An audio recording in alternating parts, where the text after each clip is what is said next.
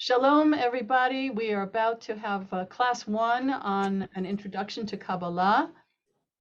I'll be showing you some slides and talking about some of the concepts in Kabbalah in 4 classes. This one will be an overview of various models of how we think about mystical Jewish understanding of creation and the universe.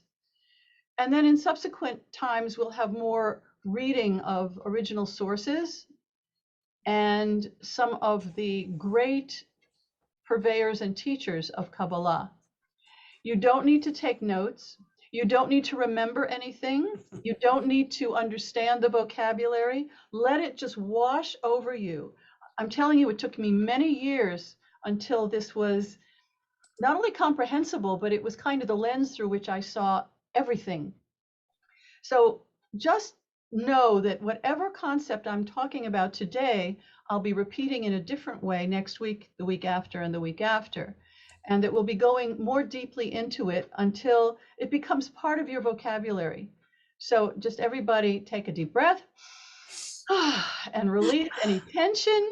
You don't have to remember a thing, just enjoy it. We're going to soak. We're going to jump in to a warm, interestingly supportive pool of blessing. So I'm not even going to start with a blessing for Torah study. I want you to take this as an educational and intriguing introduction.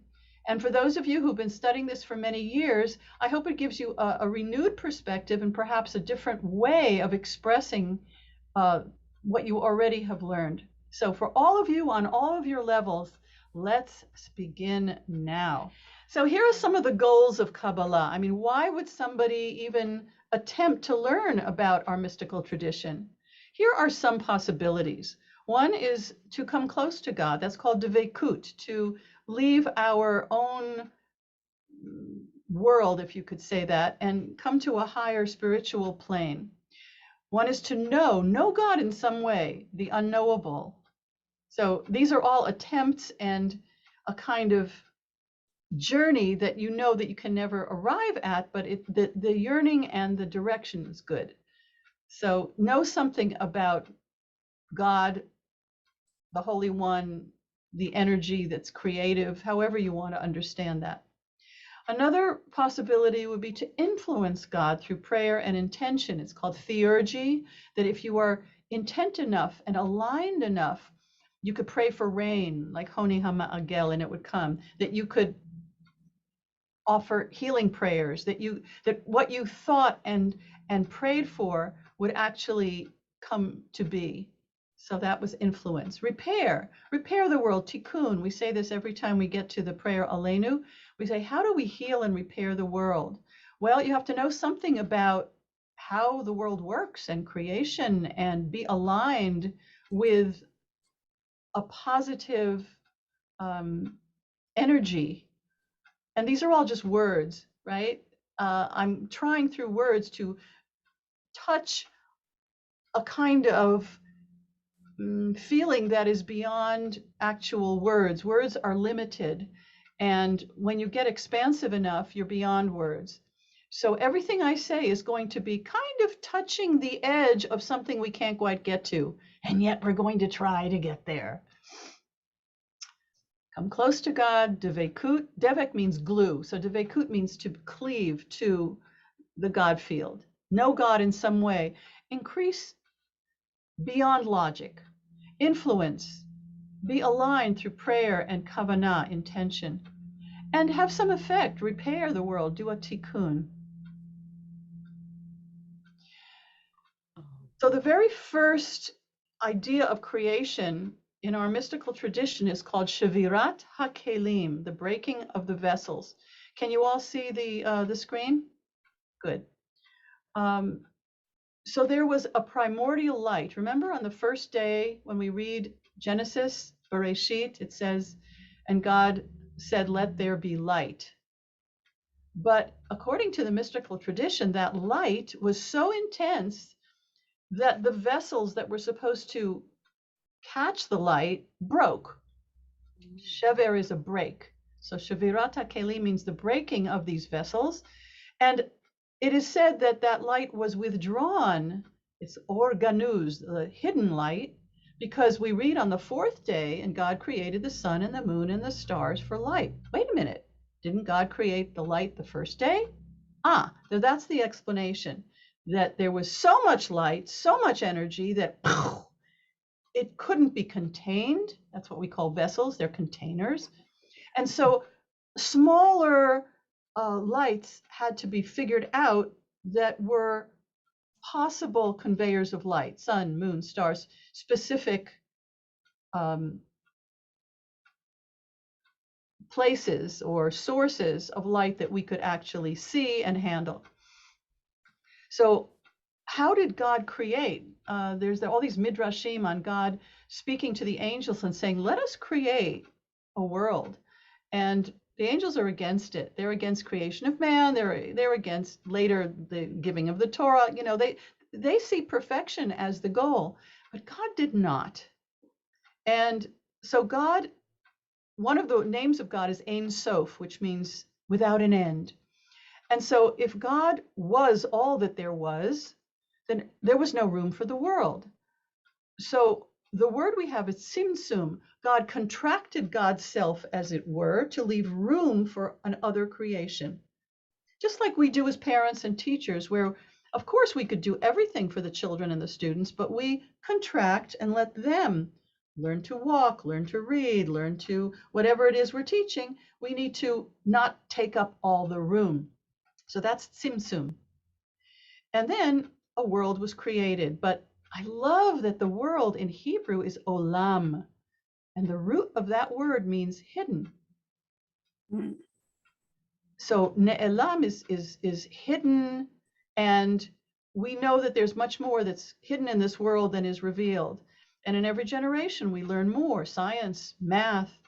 But the funny thing is, the more the scientists and the mathematicians and the physicists learn, the closer they get to the Kabbalists who just intuited through meditation the origins of the world. Now, what happened when this light was just burst forth? There was rishimu. There was a kind of something residual left, and we'll talk more about that. So let's look at this idea of how our scientists are catching up with the Kabbalists. Here's the Big Bang theory of creation. The universe as we know it started with an infinitely hot and dense single point that inflated and stretched first at unimaginable speeds and then at a more measurable rate over the next billions and billions of years to a cosmos that is still expanding.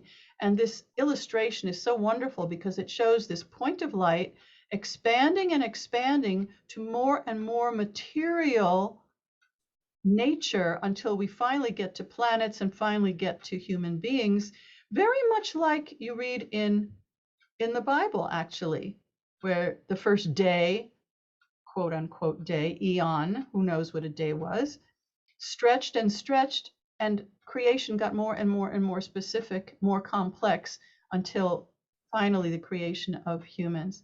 So just comparing that with Shavirat Hakhelim, I think is pretty astonishing and almost makes me joyfully laugh, because I think, I wonder what the scientists are going to come up with, and we'll go, oh yeah, we can read that. Oh yeah, we've got that in our tradition. All right, so let's go over that Shavirat Hakhelim again. Something like a vessel being broken, and you know that when a vessel breaks, there's a little bit left. Oil, perfume, whatever was in it, that's rishimu. There's some residue. Let's consider the idea of tzimtzum, God contracting God's self, and there's more hidden than is revealed. There had to be a darkness from which then there was light. And there's olam, the hidden world, some of which is revealed. I think about when we look for the afikomen, you know, you look for something that's hidden and you try to bring it back to repair and to make whole again that piece of matzah. That stands for what we're constantly doing, trying to bring back from what was hidden and make it revealed. Now that light that passes through the vessels seems to change color, seems to change its quality, just like through stained glass or through any kind of pipe or container. But the original water or light or whatever is coming through has no color, has no shape. But I thought this was a very good example of how we suddenly see light through a lens, like through the different vessels, and it seems to change color. And the rishimu, the little bit of leftover scent or smoke or residue that hints at something, sort of like a forgotten tune that you can't quite remember, but you sort of know the outlines of it, or a name you can't quite remember. Rishimu is just a beautiful concept where there's a residual impression of the original, whatever that original was. So let's look at the breaking of the vessels where the light came through. And it came through in a pattern, zap, zap, zing, zing, zap, zap, down to earth. It's an emanation from the most ethereal through these vessels, through these sephirot, to the most concrete. This is the model of the sephirot that you've seen me teach before. If it's new to you, don't worry, we're going to go over this many times. If this is something that you've been really studying, let's hope that you get something more about it today. These are the 10 sephirot with one kind of hidden sephirah called da'at, which is knowing. And it goes from keter, crown, through chokhmah and bina, different levels of knowing and wisdom, through to chesed. These are the 7 lower sephirot, chesed being an outpouring, loving, generous energy, to its balance, gevura, limits, discernment, boundaries. And the balance of those two, tiferet, the heart space, harmony, the balance of the flow and the boundary, right here. That continues down in its trajectory to Netzach, which is the week we're in right now and counting the Omer. And that is a long range persistence and endurance. It's like doing your exercises, taking your vitamins, practicing the piano, whatever it is. It's a kind of persistence that is going to reach a goal, balanced by hod, like Hidur Mitzvah. You know, hod is something beautiful, splendorous. It's like if you practiced your scales over here, you could play a Chopin etude.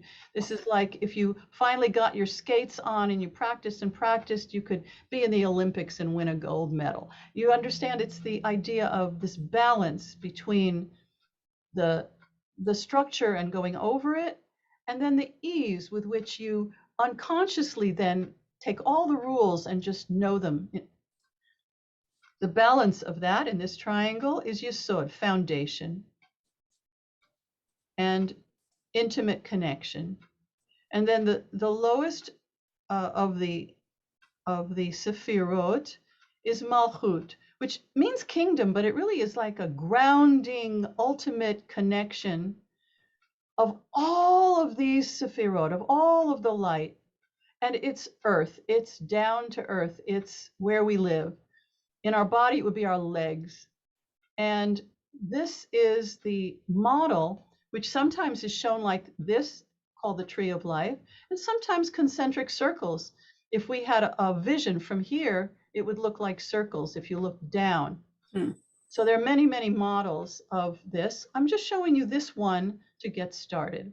But it's an emanation from God's yearning to create, down to the concrete. We've got earth, we've got duality, we've got elements, we've got people, we've got everything that you know. Up here, there's no distinctions. Down here, it's all distinction. So again, this idea of emanations goes from the most spiritual to the most physical. And it has these names. Again, if this is comfortable for you, great. If it's review, wonderful. If you've never heard this before, forget about it. Just listen to me and let it wash over you. Again, Atzilut comes from the word Etzel, which means near to. So this is the spirit world. And this is the closest to just pure energy. As we move down into more concrete manifestation, we come to Bria, which is our mind, our thought. This is I would say, the patterns, the structure. This is where math lives. I don't hang out in Bria that much. My math soul is lacking, I have to say. However, we can come down further to Yitzira, which is emotion and creativity and art and poetry. I love to hang out in Yitzira, but we all bounce around in all these four worlds all the time.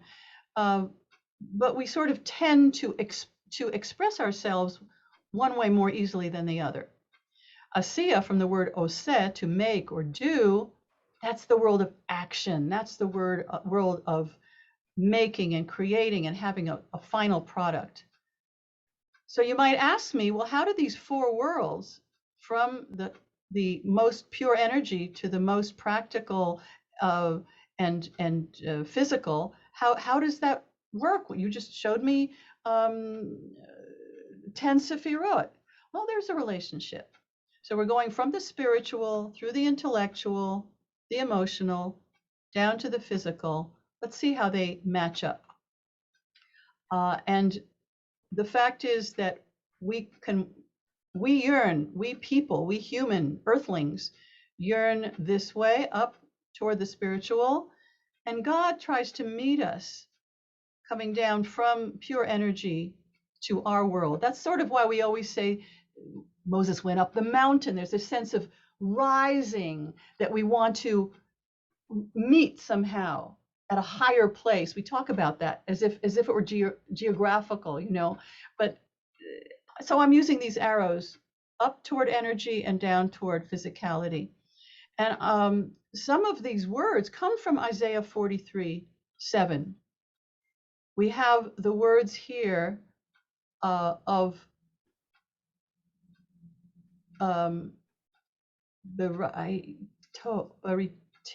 Brativ, I created him. So you have Bria here.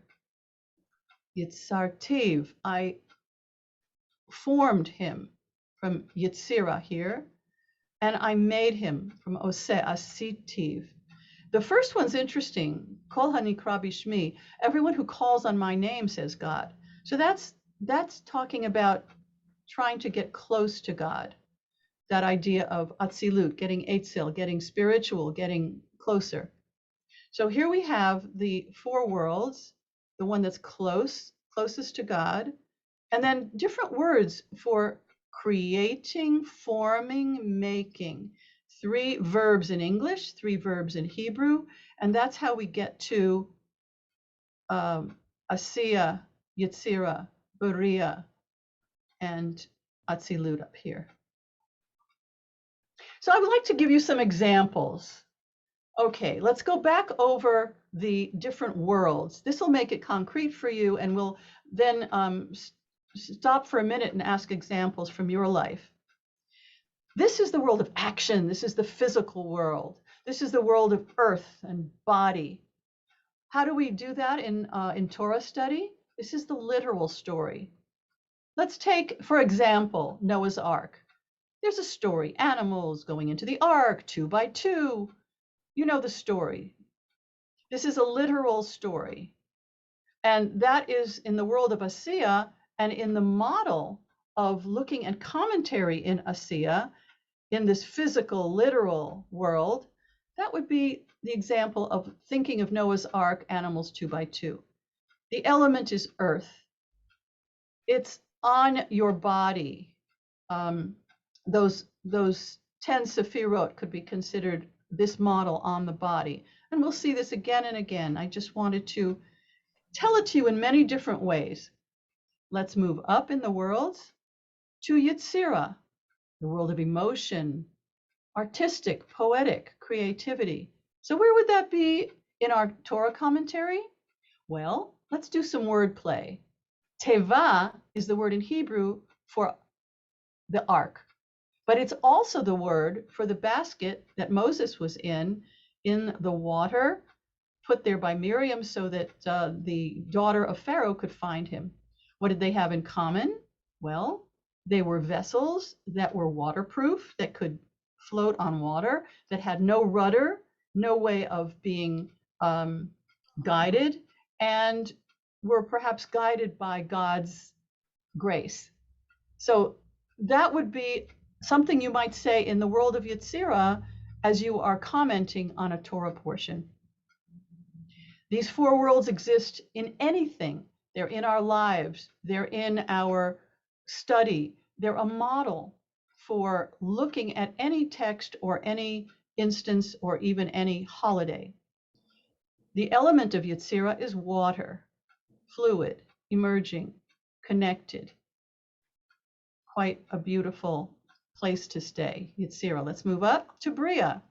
This is the world of intellect, of patterns and system and application. So this is the world of midrash and interpretation, although that could be also in Yitzira in some way, but this is the interpretation. For instance, how did they get light on the ark?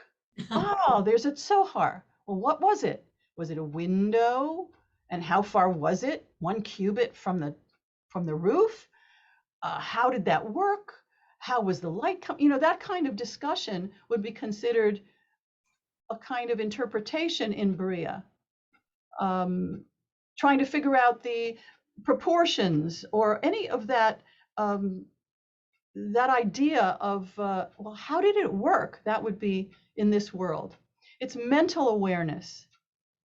And it's associated with air. So Bria is like the element of air. Moving even further in the four worlds, we come to Atzilut. It's spiritual. It's beyond the specific story. It has mystical meanings, such as, let's say, the rainbow, the dove, the idea of hope and faith and peace, and a journey where you don't have any way of steering. It's beyond the particular Noah and the ark and the two animals and all that. It's much more, what's the message that we get here that could be applied really in our lives or any time? And that's popping up to this world of Atzilut, where we can't stay very, very long because we're concrete beings. We want to come down and be, live our lives here. This is the element of fire. And since fire can also be destructive, I picked an illustration that looks loving. So this is the heat and passion of learning and of connectedness. And so it's a good fire. So here we have, again, those four worlds in Torah study. What we just did is called Pardes. Doesn't that sound like paradise? We get it through Persian, like the Garden of Eden. So how do we get to Pardes? How do we get to this hint of the Garden of Eden? Through Pardes, through studying. Again, the pei is pshat, the basic, simple level, like we looked at Noah's Ark. Resh, remez, that's the hint. What else could we mean with this text? Where's the word play? What is it? Where else do we find this same word? Pardes, dalid. That stands for drash. You've heard me offer a few words at each Torah study, at each Shabbat service. That's called a drash because we're looking for a different allegorical level of the text. What do we learn from this? How do we apply it? What's the message? That's in drash at the level of Bria. And then the samech stands for sod, secret. That's the elusive, secretive layer of meaning. That's Atzilut.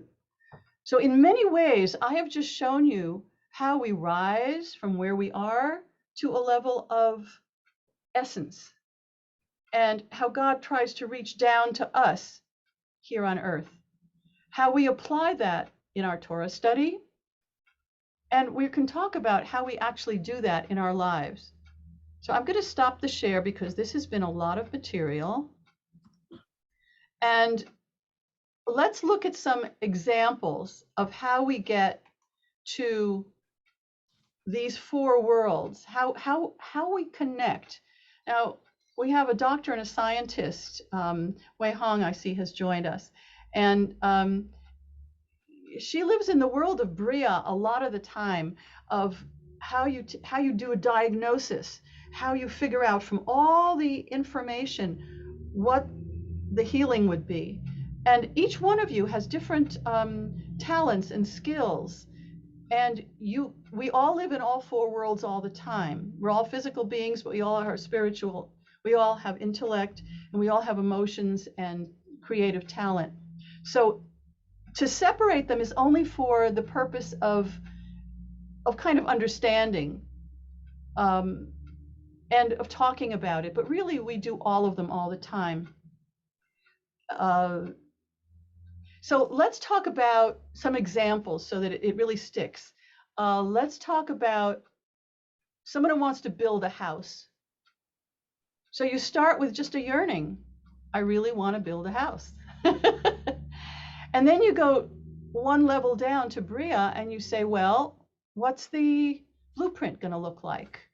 How is it going to be placed on the land? Where's the light coming from? You take all the considerations, and probably an architect would help you with this.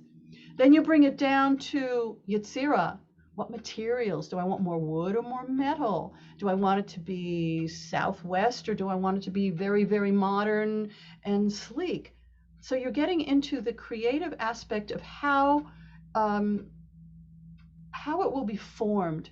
Then when you come down to getting the materials and actually getting the builders and putting it together and making mistakes and correcting the mistakes and then moving in and putting up the mezuzah and living there and decorating and putting in more pillows and everything, well, that's asiyah. That's actual, you got a house, you got an address, you're paying taxes, that's coming down from the yearning to the actuality. The same thing if you compose a symphony or even a happy birthday song and you change the words. It doesn't have to be so lofty, but it starts with the yearning to be creative. And creative just means you want something. Now, God's the only one who can do something from nothing. We do something from something. Yesh mi yesh. And God could do yesh mi ayin, something from nothing, from a word. And more about that is going to be next week, where we look at some of the authors of some of the great works in Kabbalah and see how they tried to describe this and how they used words from the prayer book and from the Torah and from the prophets to put it together and say, you see, God created by a word. God created light. And they'll just take that further and further in their understanding. So I'm stopping for the moment, and I would love to ask you what you've gotten from that, what questions you have, just any related examples that you might want to give. So you can unmute and share for a minute before I go on with my slides, because that was a lot of material. So we're counting the Omer, and we're looking at different aspects in our life, and we can do it from the different worlds. Like if I'm looking at the aspects of, say, Hesed within Gevura, for example, which is not this week, then I can look at it in terms of my spirituality, my intellect, or my emotional self, or my everyday life, and see how that fits in with all these different aspects. And then little by little, I start to feel all of them at once. Right, but you have to take it apart to analyze it so that you can put it together. Yes. Right, and it takes years of layers of doing this, because the first year you look at counting the Omer, and I will have a slide on that in a minute. you just go, oh, I'm on the third day. I'm in the week of Chesed. I'm on, you sort of get the technique of it.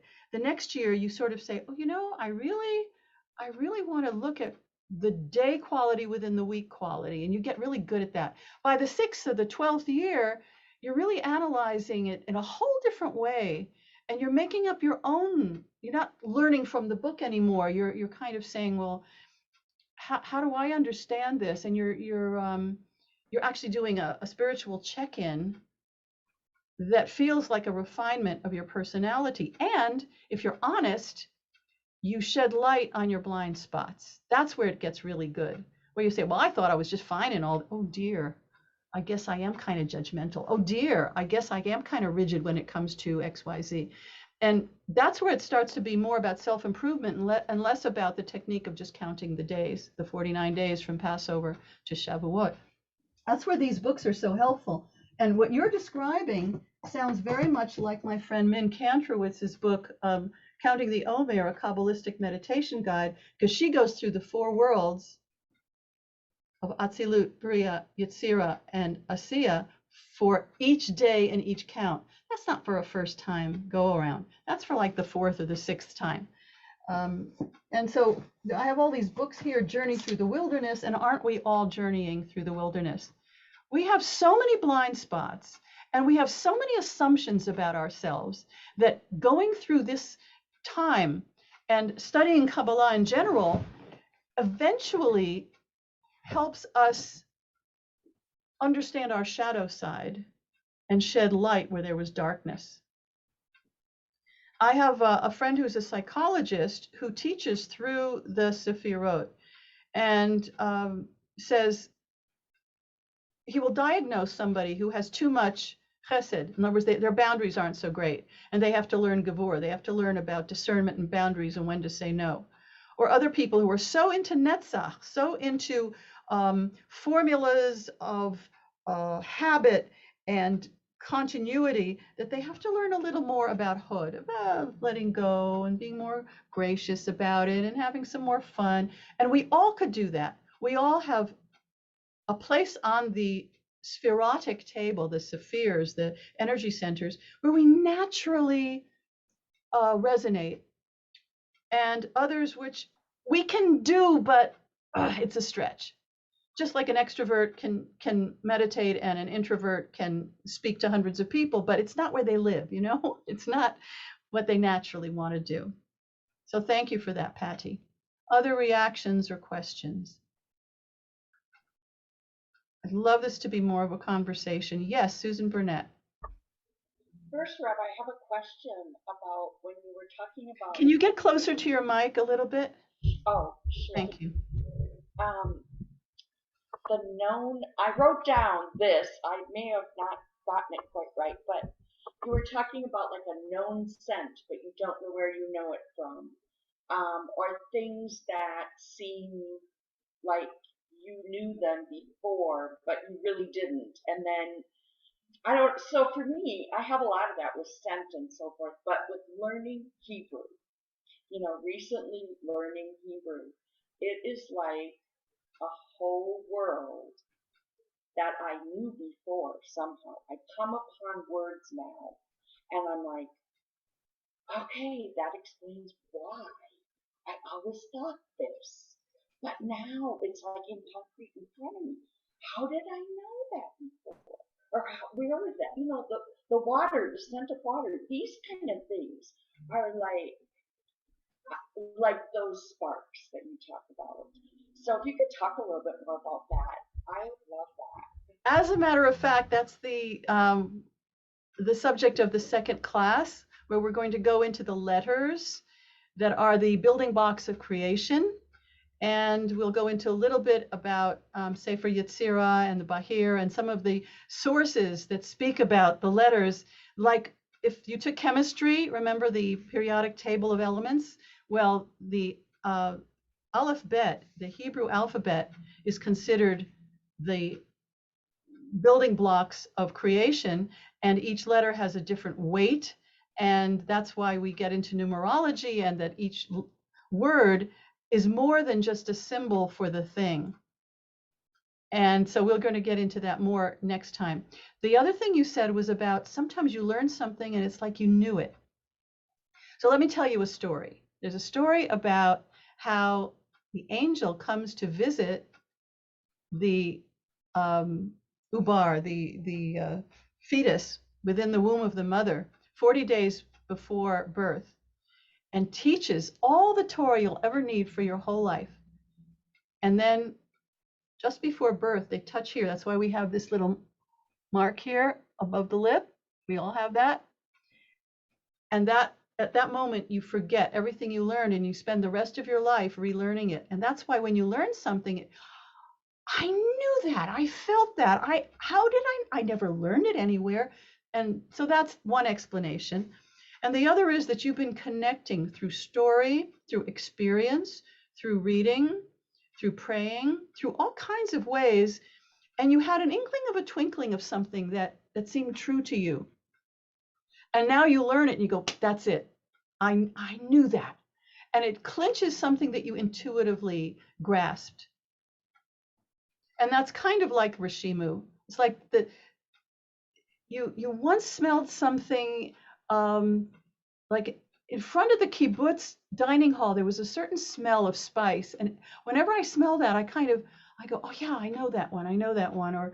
Or a kind of scent of perfume when the bottle is empty. But there's a little tiny residue left. So nothing is ever lost, in anything you learn. You might think you've forgotten, but there's Rishimu, there's a little bit left.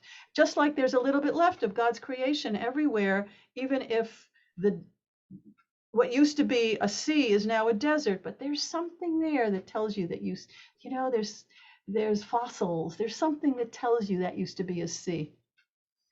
Great conversation. What else? Who else would like to share? Okay, Linda. Sometimes, I'll do something or feel like, oh, I have to do this now without knowing why it has to be done. And then I'll say something about it. And there's usually something dealing with Torah or something that, and it's, Anita and I talk about this all the time. Somehow it's on a cellular level. I think you said that too once.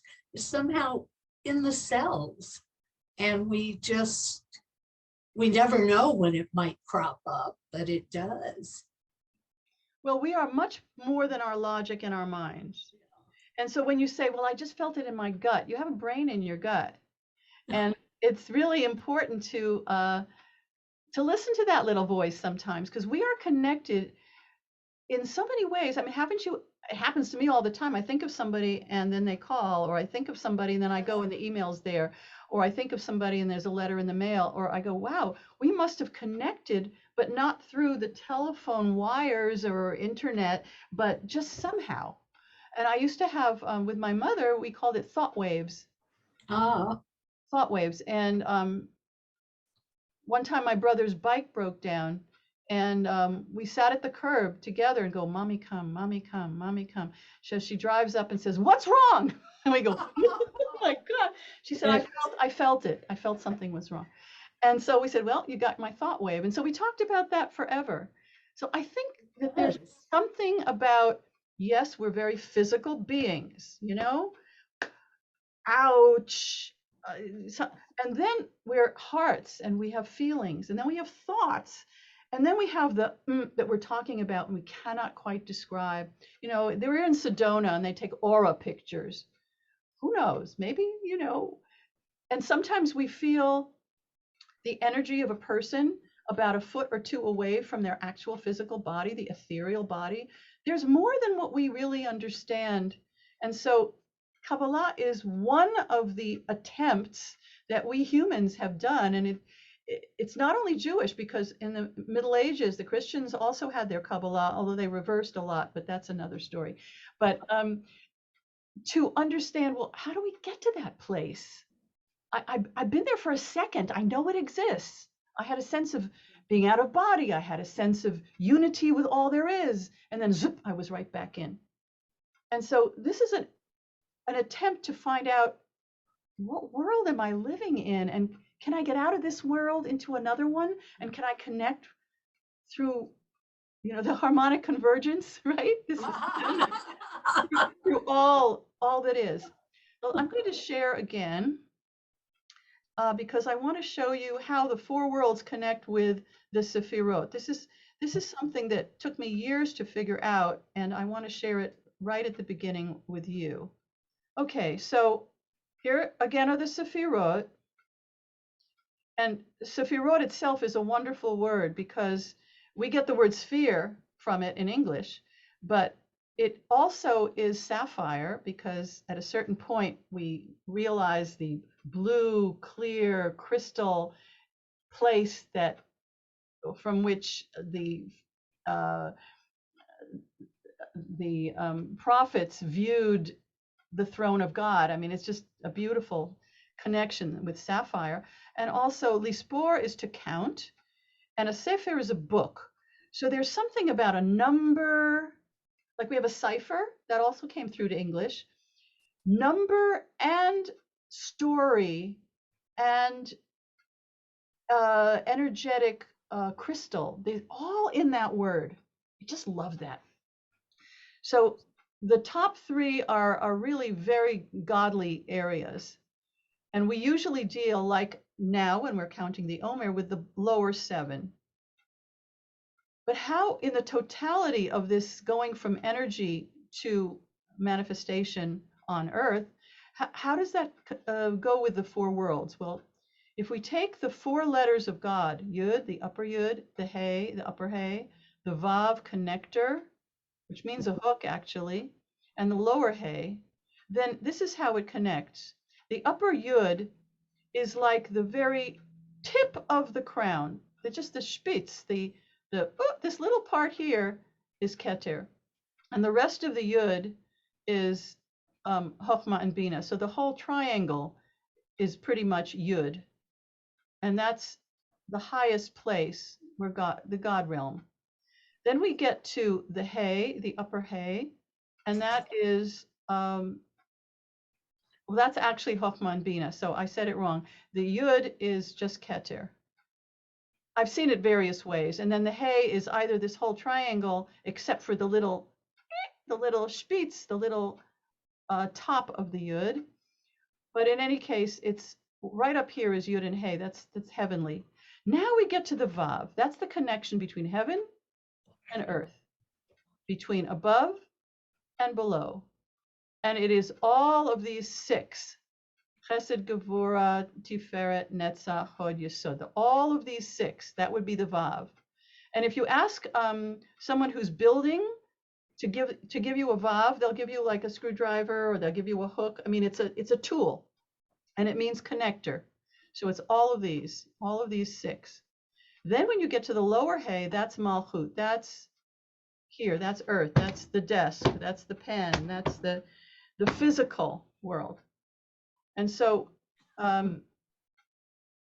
it's just a beautiful idea that we can say the unpronounceable name of God just by our breath. And in that word, as we're filling up our breath and letting it go, we're actually reenacting all of creation, the filling and the emptying, the connecting with God that gave us life, down through all the physicality of our body, down to this moment.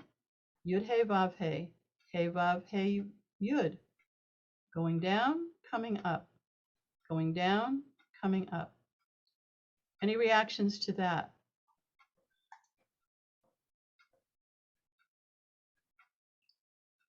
The combination of the four worlds and the Sefirot. Yes, Patty? I think that's the first time I've ever seen the yin yang symbols inside of the tree.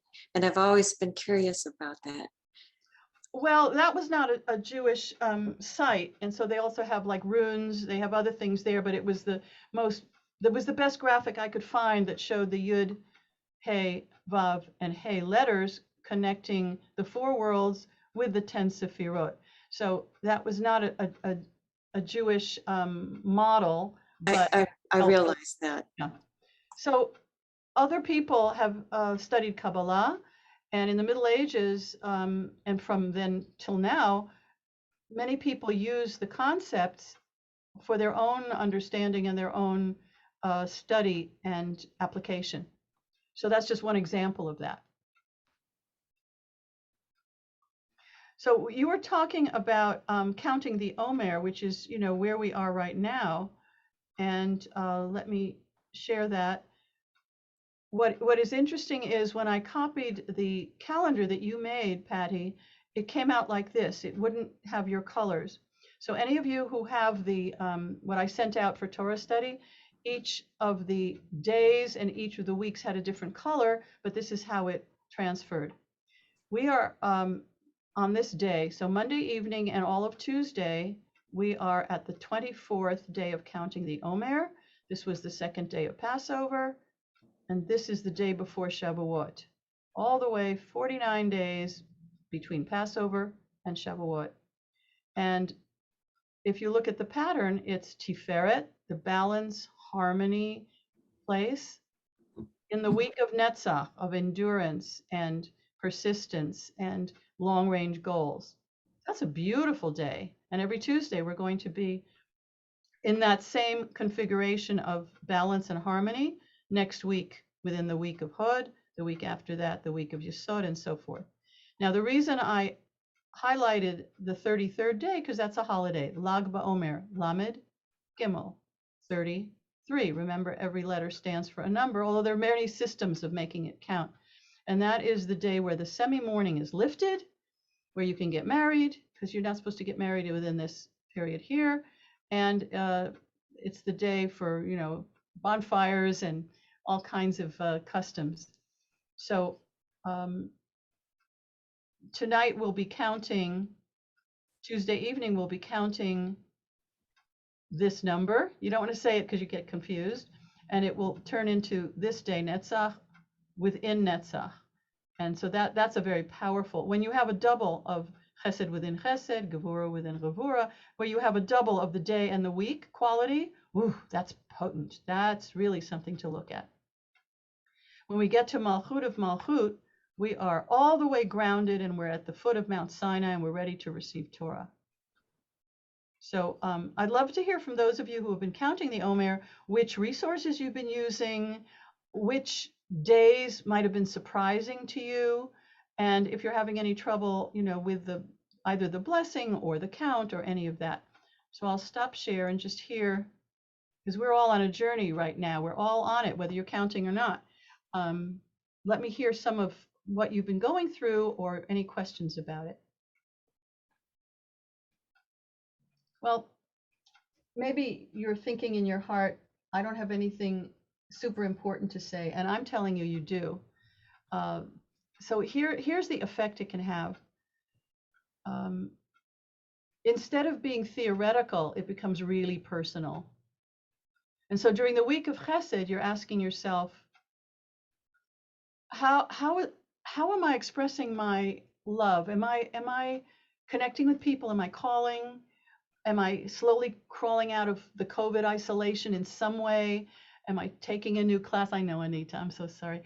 And you're asking yourself this kind of questions about it, and you may come up with a certain curiosity or critique or improvement.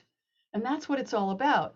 Those of you who are getting our calendar, Sheila, you worked on the calendar. Leah did a beautiful layout for this particular month. Well, let me get it and show you. It's just so spectacular. This is our calendar for from the synagogue itself. And you see this part of it here? Leah Gracer designed it, and it talks about the 7 weeks between Passover and Shavuot, which give us an opportunity to do a daily spiritual check-in about the qualities of our personality relating to the Sefirot, energy centers, on the tree of life. It's Chaim. And she made it like flowing. I've never seen it drawn like this. It's so beautiful. The generosity and energy flow the first week. Second week, discipline and limit making. Don't we all have to learn about that? Third week, balance and harmony. Then she's got perseverance and endurance, foundational relationships, beauty, grace, and splendor. And then at the bottom, she has, and the grounded, solid culmination of all the qualities, readying us for receiving the Torah at Mount Sinai. May we use this time of counting the Omer to refine and prepare ourselves for receiving the teaching, capital T, the Torah, that nurtures and sustained us throughout our lives. So I just gave her the wording, but the way she described it was in Yitzira, right? She took it and she decided colors and shapes, and that the letters themselves in their formation would explode. So I know, Sheila, when you design a gown or you sew something, you are enormously creative, and you take raw materials and you turn them into something that other people are just amazed at. And this is also very validating. When you get to some, you go, I do that all the time. That's very validating. So you're improving, you're validating, you're exploring, and you're really coming on a journey of readiness. That's what I love about the Jewish holidays. It's not like, oh, today's a holiday. No, it's how do we prepare? How do we get ready? What do we need to do? What do we need to have? We're there. I'm ready. I'm open to it. I'm changed. I'm transformed. So that when you come to a Torah portion or you come to a holiday, it's not the same this year because you have come on a spiral. So you see it, but you see it from a new perspective. Have you ever walked up in a ship or in the Tower of Pisa or anywhere where there's a really long spiral staircase, and you look down at the spot where you were, you're no longer there. It's the same angle, but a different height. And that's what we want to teach. Yes, revisit it. But when we sing Hadesh, Hadesh Yameinu Kekedem, return as of days of old, yes, but on a higher level. And the word Kedem, which means days of old, from there behind us, it's the same root as Kadima, forward. We're going forward to bring in something from what was and move it forward. Wow, blows your mind. The more you know Hebrew, the more there'll be levels and layers and Rashimu, just sort of a connotation that's beyond the translation. If you're stuck to the translation, that's only one decision. But the Hebrew has many possibilities. Even when we say Shema Yisrael, Adonai Eloheinu, Adonai Echad, oh, you could translate that in so many ways. And you could just stay there for the whole service or for the whole meditation. As a matter of fact, we're going to be doing that Wednesday at our meditation. I haven't told Rosalie yet, but we will. So that was a very long answer, but what I just really, I ask you to jump on, even if you haven't been counting from day one. So start from day 24, just like people started Torah study in the middle of the year and then they caught up with it the next year. You used to be able to do that at the movies, but you can't do that anymore. You know, I remember my father seeing a movie and he said, this is where I came in. Remember that? Remember that? You could come in the middle? Yes. Oh, I have such funny memories suddenly about things. Yes. My cousins and I would go to a movie, and a lot of times we got there late.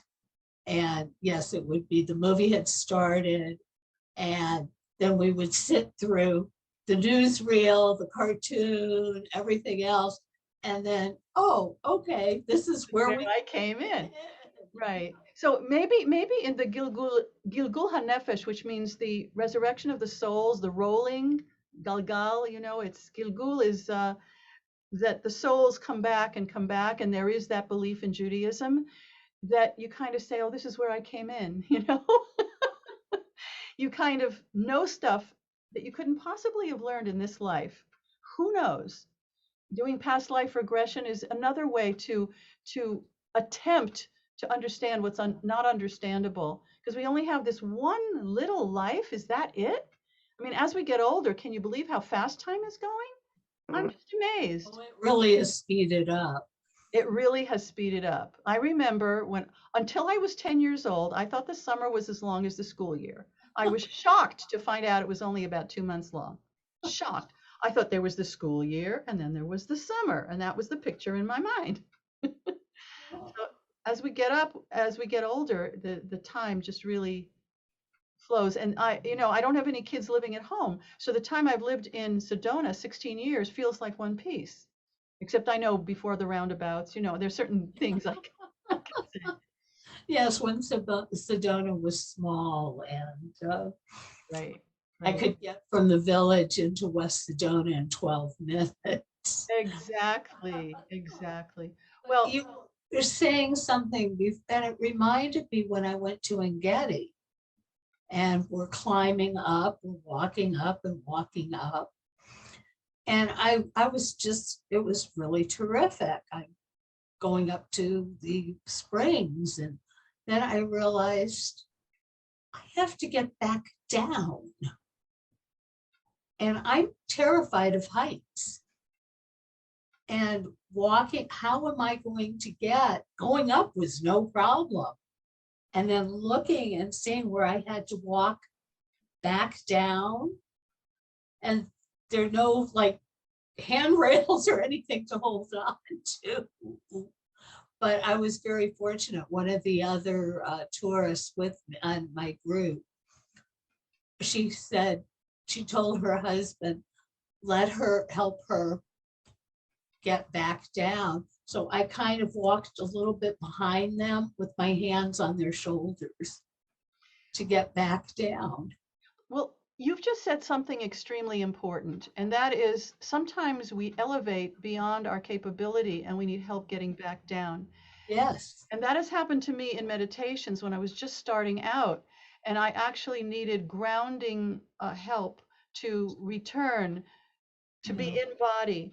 And as a matter of fact, one of the sources we're going to read is 4 went into paradise and only 1 returned safely. So that's one of the texts we're going to look at. Kabbalah can be a dangerous pursuit. You need to be grounded. You might get to a height that you can't get back down from, and you need to go behind somebody who can guide you down and put your hands on their shoulders. So there's a good reason why you told that story. That was Is this a Jewish thing, Rabbi? Is this a Jewish thing, Rabbi? Because it seems like we're climbers. I'm exactly the same as Linda. I'll climb. I used to be able to climb. But when I would get there, I didn't know how to get back down. And I feel the same way in my spiritual life like you. So is this like maybe just something embedded in all of us Jews? I think it's anyone who has a spiritual pursuit. Anyone who's done any other discipline or any sit, in any ashram, I think they'll tell you the same thing, that there's a danger to blowing out without the groundedness, without the safe vessel. Like Shavirat Hakhelim, we're right back to that. If our vessel isn't strong, then the light scatters. It's all part of the same experience. And when I say in services that we're going through the 4 worlds, we do. There are 4 worlds that we rise to the Amidah and we come back down. And the Aleinu helps ground us, and Kaddish and the closing song. And sometimes when I say we feel elevated, and so now we're going to rise, and if you're able, I really mean it. It's not just a yo-yo thing where you now stand, now sit. No, it's we're feeling elevated, and we want to express that by rising if we're able. Yeah, Yes, Raya Key.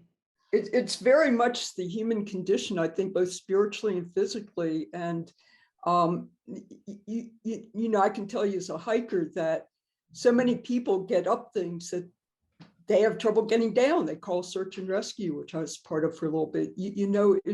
We don't have eyes in our feet, and it's much harder. And so many people in Sedona, I've been here 27 years, we talk about ascension. And I would often talk about descension. It's let's bring all of us here, which I think is so critical. And I apologize. I have a previous commitment, so I need to go. Hopefully I can get the recording and be. We're close to the end for this first one. I didn't want to go on too long, so you've gotten the gist of it. So one of the ideas that's really, really basic to Kabbalah is something called Ratz Vishov, running and returning, vibrating. And how many years ago did they come up with string theory and the vibration of the universe, and that the wave and the particle are actually interchangeable? This is not so long ago, but thousands of years ago, the Kabbalists knew about this vibration that is the basis of all energetic creation in the world.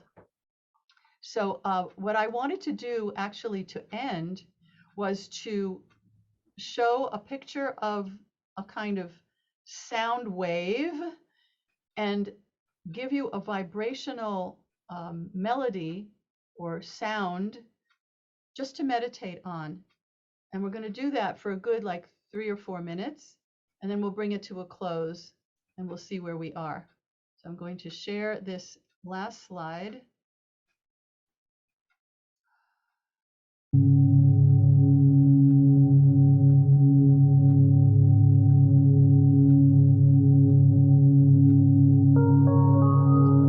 you hear it?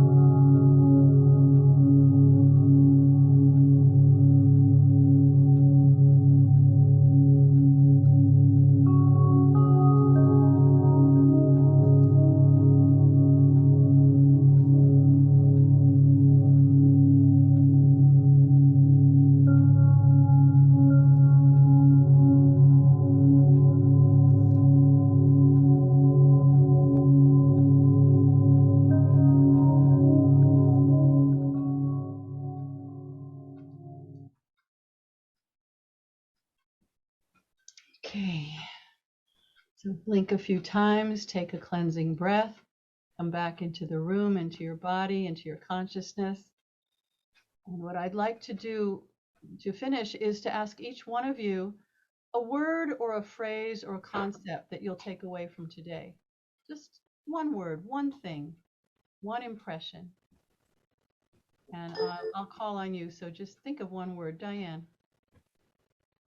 Flowing.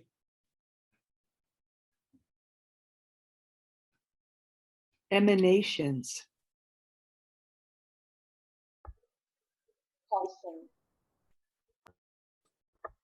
Pulsing. Pulsing. Connection. Rising. We can't just run. Flow. Flow.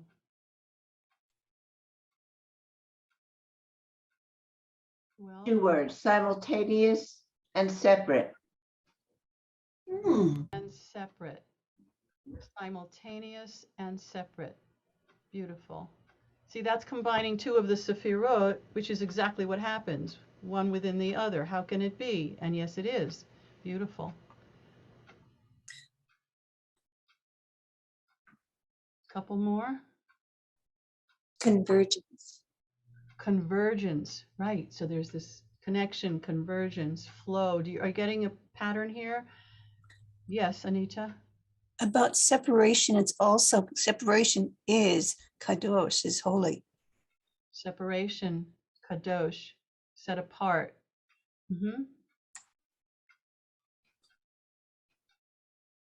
Wei Hong, did you want to add anything? Peace. Peace, which is wholeness, shalom, yes.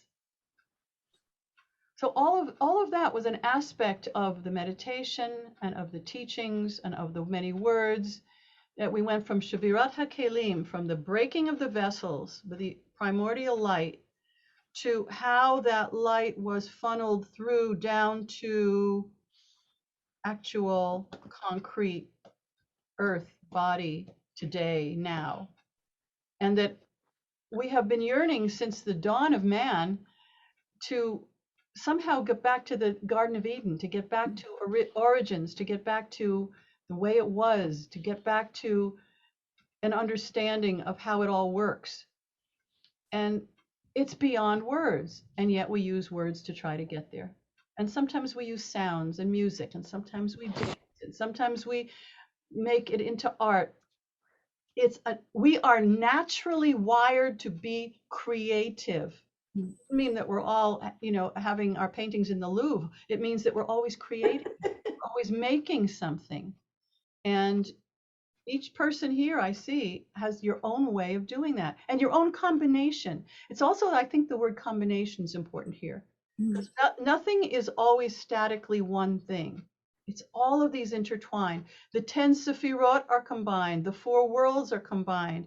But we need to pull them apart, just like you can't see the colors in the rainbow, except in that rare moment where all the lights is pulled apart and you see all the colors of the rainbow, and then boom, it goes back to white light, right? So my blessing for all of us is that we should be increasingly aware of the vibrating beauty of creation all around us and our part in that. So may we continue our journey of self-exploration and of spiritual understanding through any means we can. This week, Netzach, endurance, persistence, long-range view and vision. That's the color of the vessel this week. We'll see you next week for more exploration. And I really thank you for coming today. Blessings. Amen. Thank you. Thank you. Thank you. It was a great class. Wow.